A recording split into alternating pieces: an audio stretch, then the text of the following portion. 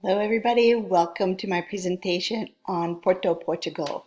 I'm super excited to tell you about this USG Goes Global trip. That will be from June 10th to June 24th, 2 weeks in Porto, Portugal.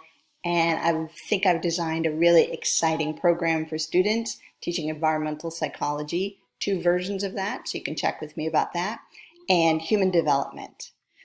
Porto is a city that is on a hill. It's a World UNESCO Heritage Site, and it is filled with treasures to explore. I wanted students to be aware of the fact that Porto, on a short double-decker bus ride or an old-fashioned tram, they can go straight down to the beach and hang out for their free time. I'll certainly be doing some kind of lectures about the environment of the ocean right here, probably sitting in tables like this along the beach in Porto. So students can enjoy this at any time. It's quick, it's accessible, and it's just on one side of the city. I'd like students to know about the immense cultural richness inside of Porto, Portugal. Pictures of Majestic Cafe in the upper left-hand corner, a Belle Époque famed cafe that we will visit. On the right, the famed Lelo bookstore that is just one of the most phenomenal bookstores in the entire world that's in Porto. The bottom left-hand corner is a gold-gilded cathedral interior, and we will look at that.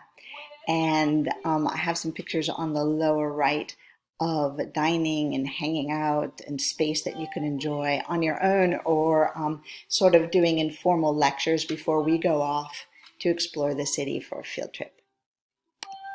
The food of Porto is extremely delicious. They love food like a lot of European countries. Here I have specifically nata, which is the upper left-hand corner, which is a pastry that's famed in Portugal. Below it is a sandwich called a little Frenchy sandwich. And I challenge you to eat one of those. It is huge. They also have a vegetarian version, so if you don't want to eat a lot of meat, you can do that. But it is just a must try. Of course, there's fish that's fresh from the ocean that's phenomenal. Chicken dishes, vegan restaurants, burger restaurants, and of course, just this is supposed to be one of the best chocolate cakes in the entire world. And we will have a chance, of course, to taste that.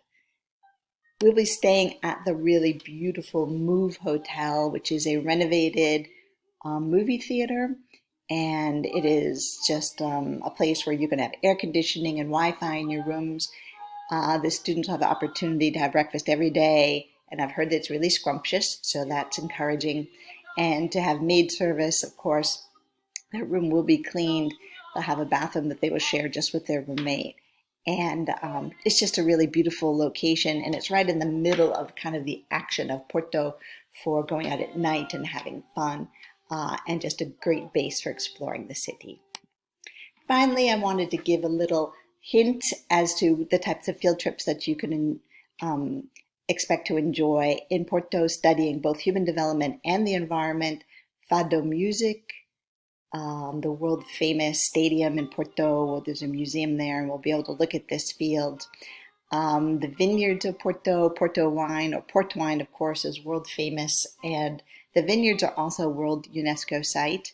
We'll take a Douro River cruise, which is a cruise up right through the Porto center, down by the water. And I have a picture of the catacombs here because catacombs are scary, but the environment is super fascinating to learn about. So we will, and also about human development and the end of life. What perfect way to launch a lecture. We will have a 2-day Camino walk. You can see people walking here with their sticks.